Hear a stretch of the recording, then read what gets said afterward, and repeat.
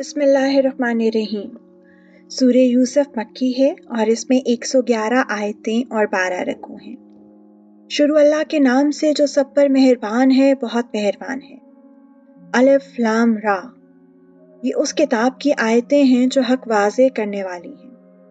ہم نے اس قرآن کو ایسا بنا کر اتارا ہے جو عربی زبان میں ہے تاکہ تم سمجھ سکو۔ اے پیغمبر، ہم نے تم پر یہ قرآن جو وحی کے ذریعے بھیجا ہے، اس کے ذریعے ہم تمہیں ایک بہترین واقعہ سناتے ہیں جبکہ تم اس سے پہلے اس واقعے سے بالکل بے خبر تھے۔ یہ اس وقت کی بات ہے جب یوسف نے اپنے والد یعقوب علیہ السلام سے کہا تھا کہ ابا جان، میں نے خواب میں 11 ستاروں اور سورج اور چاند کو دیکھا ہے۔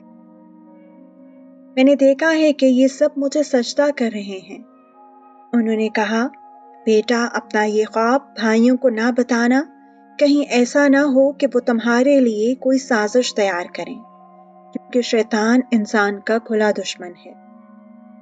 اور اسی طرح تمہارا پروردگار تمہیں عزت دے گا اور نبوت کے لیے منتخب کرے گا، اور تمہیں تمام باتوں کا صحیح مطلب نکالنا سکھائے گا، جس میں خوابوں کی تعبیر کا علم بھی داخل ہے، اور تم پر اور یعقوب کی اولاد پر اپنی نعمت اسی طرح پوری کرے گا جیسے اس نے اس سے پہلے تمہارے 2 باپ دادوں ابراہیم اور اسحاق پر پوری کی تھی۔ یقیناً تمہارا پروردگار علم کا بھی مالک ہے، حکمت کا بھی مالک۔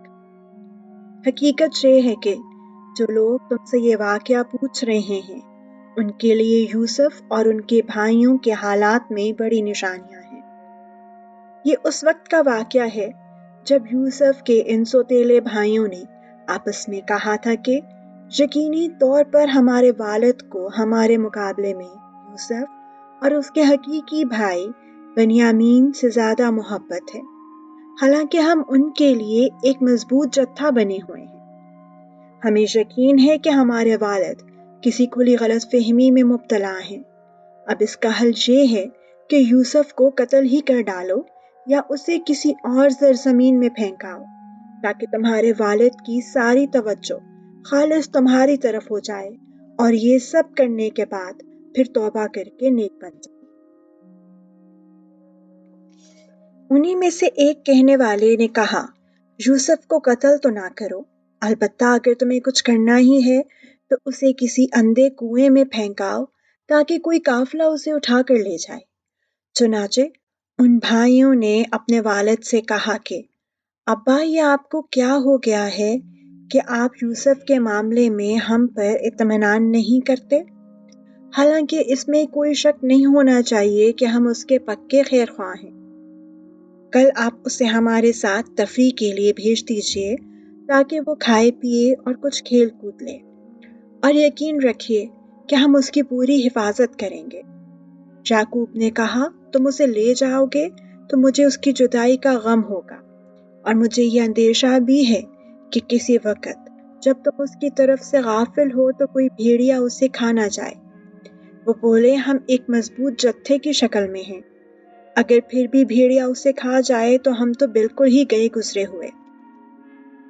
پھر ہوا یہ کہ جب وہ ان کو ساتھ لے گئے اور انہوں نے یہ طے کر ہی رکھا تھا کہ انہیں ایک اندھے کنویں میں ڈال دیں گے، چنانچہ ڈال بھی دیا، تو ہم نے یوسف پر وحی بھیجی کہ ایک وقت آئے گا جب تم ان سب کو جتلاؤ گے کہ انہوں نے یہ کام کیا تھا، اور اس وقت انہیں پتہ بھی نہ ہوگا کہ تم کون ہو۔